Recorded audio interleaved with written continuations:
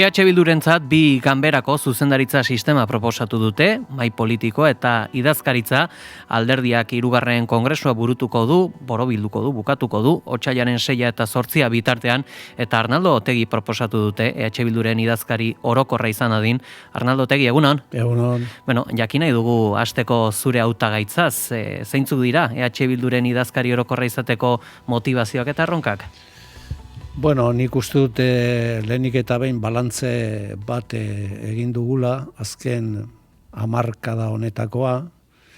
Uste dute horretan lortu ditugun hainbat eta hainbat xede mai gainean daudela. Ez bakarri termino elektoraletan, uste dute nire ustez importantena da Euskal Herriko politikagintza hainbat alorretan aldatzea lortu dugula, azterketak egiterako orduan, proposamenak egiterako orduan, ekimen politikoa mantentzerako orduan, eta momentu honetan uste dut, baita ere errekuperatu dugula masa ekimena, hainbat eta hainbat mobilizazioaren bidez, eta uste dut oso momentu delikatu eta importante batean bizi garela, ez?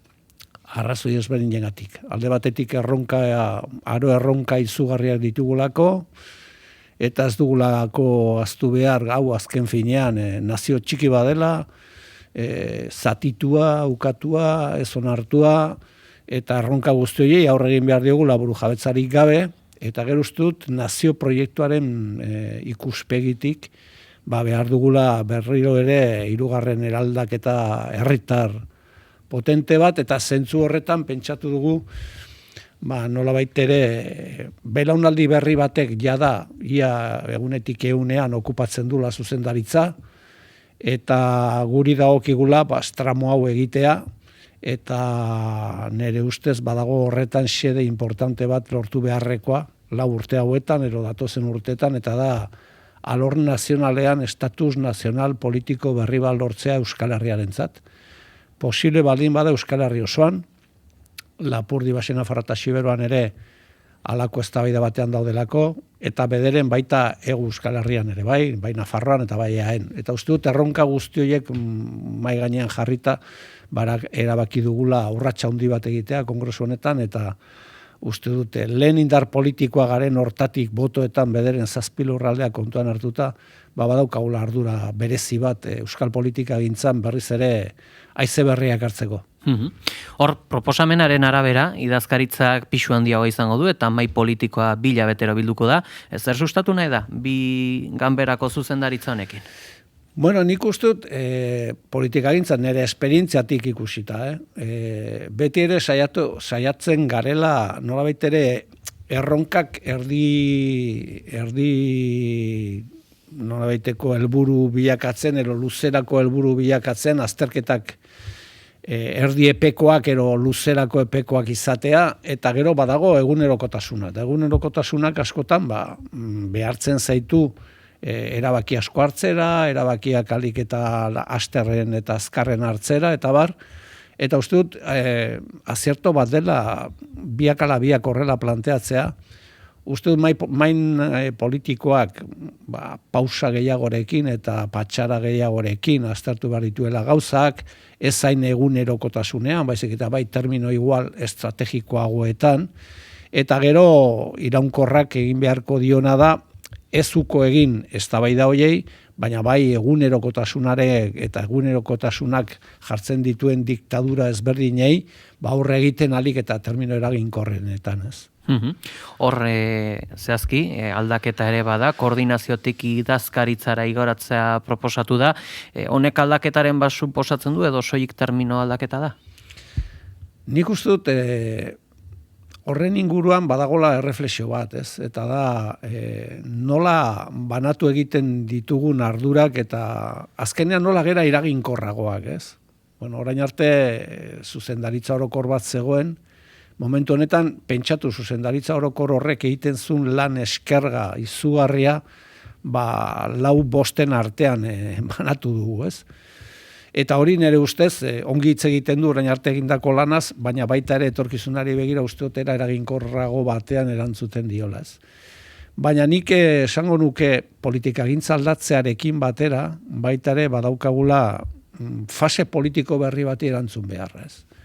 guk 10 urte daramagu termino elektoraletan gero eta jende gehiago artikulatzen gure proiektu politikoaren inguruan, eta uste dut Euskal Herria Bildu eta ezker independentista Euskal Herri osoan beste fase politiko batean dagoela.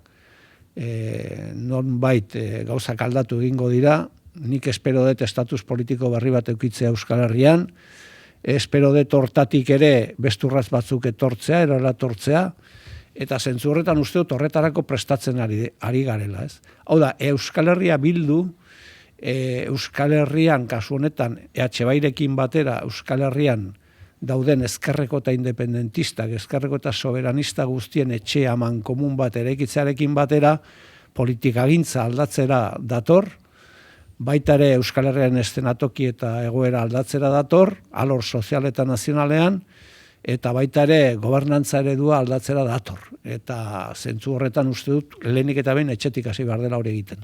Horrein justu, Bilkidei egindako proposamenean, izen propioak ez dira asko aldatu, akaso gehiago aldatu dira karguak eta ardurak, eta hor nabarmendu direnak ere badira, Arkaitz Rodriguez eta Nerea Kortajarenarentzat ardurak izango dituztenak direla, ekintza politikorako idazkari eta programa idazkari gisa, zer esango zenuke? Esango nuke, irakurketa batzuk ikusi ditut, eta adibidez Peioren kasuan programa arduraduna zen orain arte, eta orain Nereak hartzen du, baina arrazoi simple bategatik, Peio Txandiano da guretzat 3 probintzia hauetan referentzi politiko instituzional nagusia, eta beraz ez dut uste lehendakaritzarako gaitasuna duenak eta lehendakaritzarako gure arduraduna denak, nolabait ere ardura organiko bat eduki beharko lukeenik. Berak beste motatako lan badauka eta garrantzitsuagoa, eta da nolabait ere bera izan behar da gure lehendakari 3 probintzia hauetan. Horretan inkorporatu dugu Nerea oso esperientzia handiko emakumea, sekulako lan eskerga egin duena, eta ikusten baldin bada mai eta zuzendaritzaren inguruko zerrenda nolakoa den esango nuke. Herrialde guztiak ongi ordezkatuak daudela, Hego Euskal Herrikoak, noski. Emakume gehiago daude gizonezkoak baino, ere garrantzizkoa da, eta adin media 56 urtetan hortik ibiliko da, ez? Esoke batzuk adin media asko igotzen dugu, baina esan nahi dut bestela gaztetasuna hor dagola. Ni asko azpimarratu izan dut zuzendaritza berri honek erronka berriei aurre egin beharko liokenak, eta ekarriko duena belaunaldi berri baten ardura maila hartze definitibo bat, ez? Eta esan dezakegu orain, belaunaldi horrek, 45 urte horietan mugitzen den belaunaldi horrek, okupatzen dituela ardura gehienak, ez? Eta uste dut hori oso importantea dela. Horre, abendu hasiera arte, ponentziaren inguruko eztabaida eta zuzenketarako tartea egonda. Horre, bada, zuzenketaren bat begiz jota izan duzuna, edota zure atentzioa ditu duena? Ez, esango nuke gehienak estilo emendakinak direla, egon dira proposamenak adibidez planteatzen dituztenak, adibidez maila bilebetetik behin bildu beharrean, hilebetean biltzea, niri printzipio ez zait gaizki iruditzen, baina niretzat importante izan du dena da guk salto bat eman izan dugu ponentzia politikoan tesi bat defendatuz, ez? Lehenengo jarri duguna erdian proiektu nazionala da, Euskal Herria. Gu ezkerreko esparru herritarra gera, baina euskalduna. Guk nolabait ere plantamentu badaukagu, alternatiba badaukagu, baina Euskal Herriarentzat. Eta uste dugu herri honetan beharrezkoa zela berriz ere proiektu nazionala erdira ekartzea. Hau da, proiektu sozial asko daude eta eraldaketa sozial asko daude eta ezberdinak daude egiteke, baina guzti horiek guretzat zintzilikatzen dira proiektu nazional batetik. Hau da, guk feminismoa, ekologismoa, sozialismoa, ezkerreko ikuspuntua ikusten dugu euskal begietatik. Eta uste dut horrek ematen diola balore gehitua proiektu nazional eraldatzaile bati, ez? Orduan, horrekin batera guk tesi bat defendatu dugu, eta uste dut tesi horrek zer esan emango dula datozen urteetan, uste du konstatazio bat delako, ez? Hemen bere garaian autonomia ereduetatik erakarritako harreman eredua porrotean dago, gure ustez, eta bigarreni politikal neoliberala porrotean daude. Ez dute zer konpondu eta dena txarrera eraman dute, ez? Orduan, badaukagu zer egin eta badaukagu lan eskerga ikaragarria, eta horretarako prestatu behar dugu ongi etxea. Eta etxea oraindik egiteke dago, hori da, beste gauza bat ere azpimarratu nahiko nukena, ez? Etxe hau sekulaz da bukatuko, Euskal Herrian eraikuntza sekulan bukatuko ez den bezala. Eta hor, aipatzen duzun proiektu nazionalerako herritarrarentzat zeintzuk izango dira palankak eta pizgarriak? Nik uste dut, pasatu dugula fase historiko bat, nun,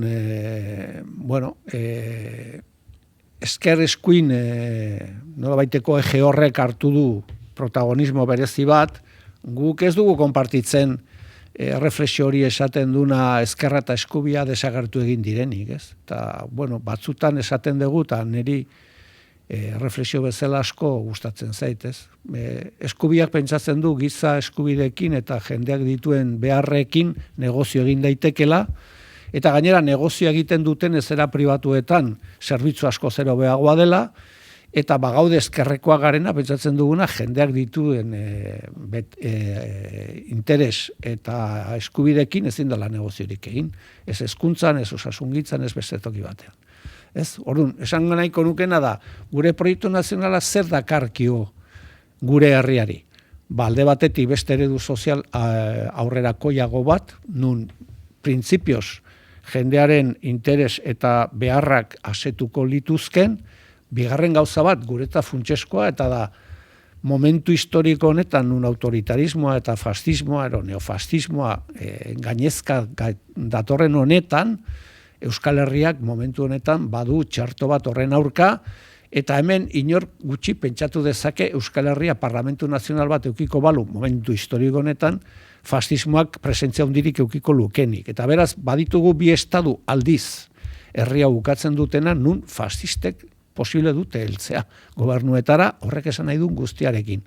Eta hirugarrenik esango nukena da, incertidumbrea da, momentu historiko honen ezaugarri nagusi bat, jendeak ez daki oso ongi, beldur asko daude, inseguridadeari, nortasuna galtzeari, lana eskasiari, etxe bizitzaren arazoari, beldur guzti horiek aurrean, guk nolabaiteko zerteza bat, egitate bat plantatzen dugu mai gainean, ez? Eta hori da, hemen guztiontzako aberri bat egon daitekela, eta aberri hori eraiki behar dela, termino sozial eta nazionaletan, eta hori da gure ziurtasuna. Euskal Herriak bai du posible egitea alako eredu sozial eta nazional bat. Aipatzen zenun, faxismoak gobernatu dezakela, baina gaurkotasuneko adibide bat jartzearren gaur egun gutxieneko amankomun oso maila baxuetan dago, Espainiar Estatuaren gobernantza, aipatu besterik ez da egin behar, azken aldian Junts eta PSOEren arteko tirabira horiek, aipatzen zenuen ere, zalantzan dela eredu autonomikoa, ez dakit, egoera honetan ematen du zirkulu berdinari bueltaka egonean dagola, baina zer gehiago behar da. Eta gainera uste dut, badakit orain ohitura handia ez dagoela, baina historia repasatzen balin badugu, beti gauzak berdintxoa gertatzen dira, ez? Pasaden mendean, 30. Hamarkadetan, ezkerrak, denak bultzatuak, fronte herritarrak zabaldu zituen, ez? Fascismoari aurre egiteko, ez? Eta zergaitik hori, uste zelako, zegoela mankomunean gauza bat gelditu beharra. Uste dut ezkerrean badagola arazo larri bat, eta zoritxarrez, uste dut horretan guk zerbait ikasi dugula, eta hori gainera ez bakarrik ikasi baizik, eta praktikan jartzen ari gara, eta da, Tupamaroek esaten zuten, Tupamaro batzuk esaten zuten, esaidazu zertan ez gauden ados eta bide gutxi egingo dugu. Esaidazu zertan gaude ados eta bide egingo dugu. Euskal Herria Bilduk egin nahi duena da, erronkak gaue daude. Fascismoak gelditu behar da. Jendartea eraldatu behar da eta Euskal Herria askatu egin behar da. Horren inguruan bide bat egin behar da. Bide horretan agian ez gaude ados bukaeraraino, ez alor sozialean eta ez alor nazionalean. Euskal Herria Bildun badira konfederalistak direnak eta bagera independentista garenak, badira sozialdemokratak direnak eta badira komunistak direnak Euskal Herria Bildun. Afera da, zertan jarri gaitezke ados?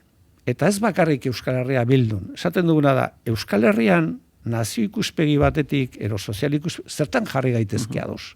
Eta hori da, askotan aipatzen dugun Euskal Herria Bildu arrakasta politiko baten historia dela, pues hori da trukoa. Eta truko hori ez dugu guk inventatu, Fronte Zabalak inventatu zuen Uruguaien, baina pasaden mendean fascismoari aurre egiteko, Fronte Herritarrak, movimendu komunistak sustatutako tresna bat izan ziren. Orain, momentu historiko honetan nik ezkerrean ikusten ditut bi tendentzia. Bata da nostalgikoa, pentsatzen duna pasaden mendeko errezeta berdinarekin egin zaitezkela aurre egungo egoerari, nik ez dut horretan sinisten, eta badira nolabait ere porrotaren ideologoak, ez? Ez dago zer egiterik, hau da dagoena, eta guk uste dugu erdi kalde horretan jartzen garela, ez? Eta da, noski posible direla gauzak aldatzea, baina horretarako jokatu behar dugu alik eta batasun gehiagorekin eta minimoen programekin, ez?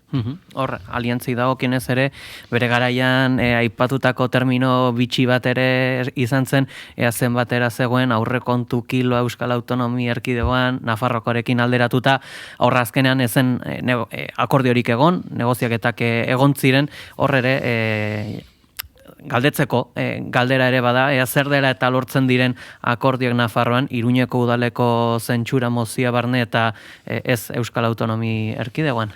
Baina hemen ere, behitu, orain Gasteizen lortu dugu aurrekontuen inguruko akordioa, Araban diputazioan lortu genuen, eta Bizkaian ere bai.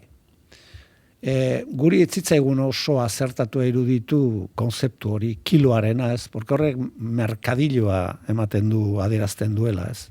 Hemen afera da, aurrekontuak ez dira pixatzen. Aurrekontuak dira, guretzat eztabaida nagusi bat, urtero ematen dena, eta oso simplea dena. Gertatzen dena da, ni beti eukide kuriosidade bat, ez? Medikoek errezeta egiten zutenean eskuz, ez? Idazten zuten oso era arraroan.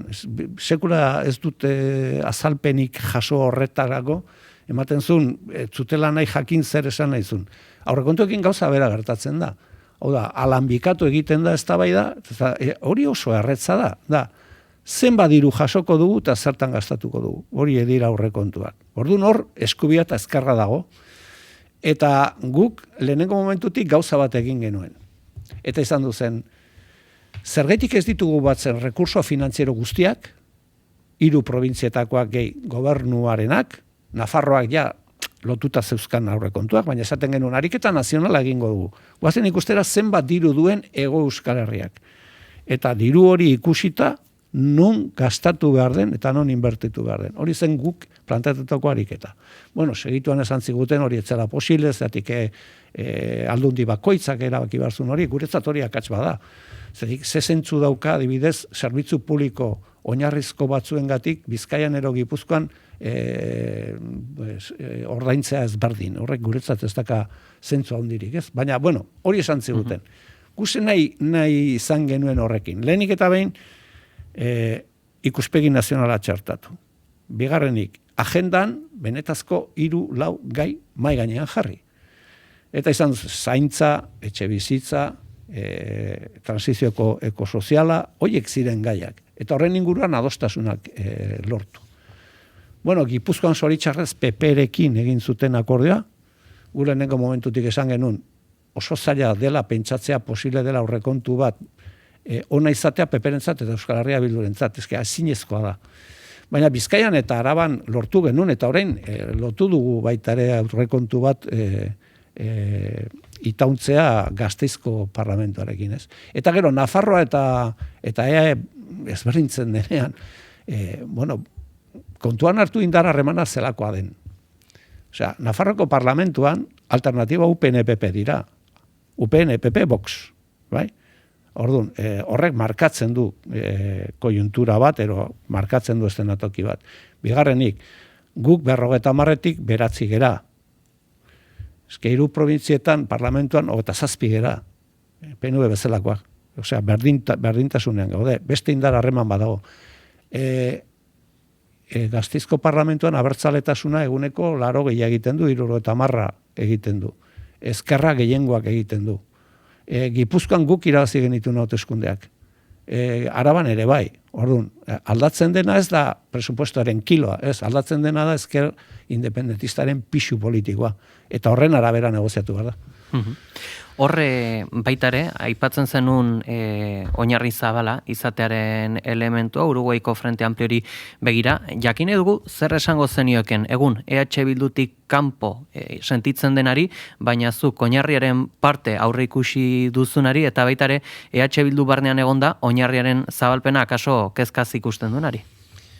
Kezkaz ikusten duenari esango nioke, beitu, nere ustez bidea egiteko alik eta jende gehien izan bargera. Alik eta herri gehien izan bargera. Printzipioak galdu gabe eta balorea galdu gabe. Baina bidea egiteko gehiengoa osatu behar dugu. Eta Euskal Herria Bilduren proiektua izan behar da gehiengo herritar zabal bat artikulatzea. Hau da, gu ez gaude hemen, eta hori ere tupen esaldi bada, ez gaude hemen minoria intensoak artikulatzeko. Gu hemen gaude gehiengo herritarrak artikulatzeko programa demokratiko herritar batekin, nun mundu guztiak asetuak beharko lituzken bere beharrak. Ez? Eta hori esango nioke beldurrarekin, nik ez dut hori beldurrarekin bizi, alderantziz. Eta, bueno, nik uste azken 10 urte hauetako ibilbideak frogatu dula hori dela bidea, ez? Eta bestea zen, kanpoan dagoenari eta sentitzen duena gonbidapen bat egingo nioke, ez? Konparatzeko, ikusteko guk politikagintza nola bertzen dugun, guk adibidez honestidadearen eta zintzotasunaren inguruan egiten dugun diskurso eta praktika nolakoa den, zen zabaltasunarekin jokatzen dugun, nire uste ze ardurarekin jokatzen dugun, baietz esaten dugunean eta ezetz esaten dugunean. Zerti batzuen badagau tendentzia esatera, baietz esatera arduragatik da, baina ezetz esaten dugunean arduragatik da.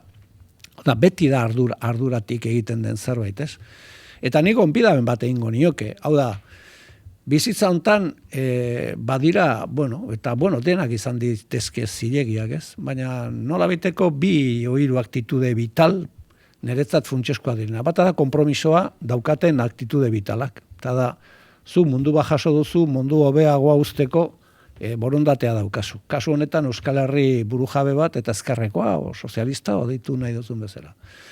Badira beste batzuk bizitzatik pasatzen direnak, eta, uste dutenak hau, pasozko eta carpe dienaren aldeko apustu egiten dutenak, eta hor daudenak. Eta badira beste batzuk beti traban daudenak. Hau da, edozein aldaketaren aurrean, bere lehenengo instinto konserbatzaileak eskatzen dio gauzak ez mobitzea. Lehenengo esparroa mobitzen gera, eta zorionez Euskal Herrian gero eta handiagoa den esparroa da hori. Horre, handitze horren arrazoietako bat ere gazteria izan da. Jakin nahi dugu, 3. Kongresuaren baitan zer nolako eskaintza ingo zaion gazteriari eta zeintzuk izango diren referentzia politikoak? Guk antolatuko dugu gazte alorra, gazteekin. Uste dugu gainera guztiz funtseskoa dela alde batetik gazte ikuspuntu batetik eta gazte begietatik begiratzea Euskal Herriare bai. Azkenean etorkizuna gazte horietatik dator. Esango nuke gazteek erakartzen dutela programa demokratiko herritar horri beraien kezkak eta beraien beharrak, etxe bizitzarena, beste, eta beste batzuk, zaintzarena, feminismoarena, eta bar. Eta uste dut guretzat funtseskoa dela gauza bat eta asko zaindu beharko duguna. Despisterako gauza gehiegi daudelako egungo koiuntura historikoan. Guk askapen nazionaleko prozesu bat gidatzeko ero indartzeko apustua egiten dugu eta horrek halabeharrez exigitzen du gazte belaunaldien inkorporazioa. Hau da, testigua belaunalditik belaunaldietara pasatu egin behar da. Eta guretzat hori estrategikoa da. Bestela zure proiektua agortu egiten da, ez? Eta orduan, ikustut guk oso argi uki behar dugula hori. Bagerala ezkerreko mugimendu bat, argi eta garbi, baina baitaren nazio proiektua duen mugimendu bat garela, eta nazionek bide bat duela egiteko. Eta zentzu horretarako beharrezkoa dela belaunaldi testigantza hori, Euskal Herriaren defentsarako testigantza hori pasatzea, ez? Orduan, hori ez da egiten soilik termino metafisikoetan, baizik eta zeintzu dira gazteek beraiek erabaki behar dute gainera. Gero, termino orokorretan denen artean egingo du, baina beraiek erabaki behar dute, zeintzu dira lehentasuna momentu honetan. Irakaskuntzan, zaintzan, etxe bizitzan, bere bizitza proiektuan, hoi jarri behar dira mai gainean, ez? Eta guztien artean osatu behar dena da proiektu demokratiko, programa demokratiko herritar bat. Antineoliberala izango dena, eta burujabetzaren aldekoa izango dena.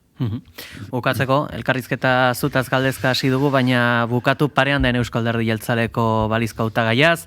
Andoni Ortuzar, uste duzu Euskadi Buru Batzarreko presidente berri izango dela, eta jakin dugu ere, horre aipatzen zen estatusaren inguruko harreman diskretu hoiek, ezakit, berarekin hitzain izan duzun honi buruz, edo azken aldian zer aipatu izan duzun berarekin? Bai, bueno, nik errespetu guztiarekin ikusten dut Eusko Alderdi Jeltzalearen prozesua. Batzutan ez dute sinisten, baina guk oso argi daukaguna da herri honektan behar dela eskuin abertzale bat, zentro eskuin abertzale bat, ez dakit nola definitu Euskal Herri Jeltzalea. Bueno, aste honetan ikusiko dugu energetikari buruzko zergetan zebozkatuko duten, orduan horrek ere definituko du ze espazioetan mobiltzen diren, bederen termino ekonomiko-sozialetan. Guk pentsatzen dugu hori beharrezkoa zaiola herri honi, herri honek eduki behar du ezker independentista bat, zentro eskuin abertzale soberanista bat ere bai. Guk horretan ez dakagu inongo zalantzarik, gu ez gaude hemen pentsatuz egon daitekela Euskal Herri bat etorkizunean PNB-rik gabe, ez dakit beraie pentsatzen duten ezker abertzalerik gabe egon daitekela, baina ez da suertatuko. Orduan guzti nahi dugu. Gu nahi duguna da, herri honetan eskuin eta ezker abertzale bat, independentista, soberanista bat egotea, artikulatzen herri hau eta herri honen borondatea.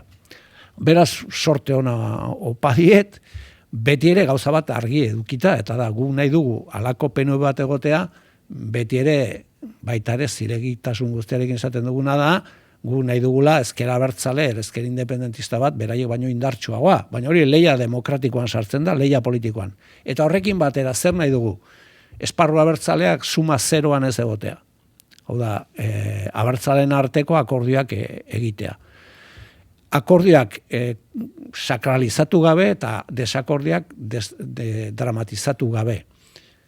Egia da, PNV eta gure artean, baudela ezberdintasun nabarmenak alor sozioekonomikoetan, baina kontxo, nik uste dut Pello Txandianok askotan aipatzen duen bezala, badiela espazio aman komun batzuk, nun beharrezkoa liratezke eta zentzu arruntekoak izan beharko liratezke akordioak egotea.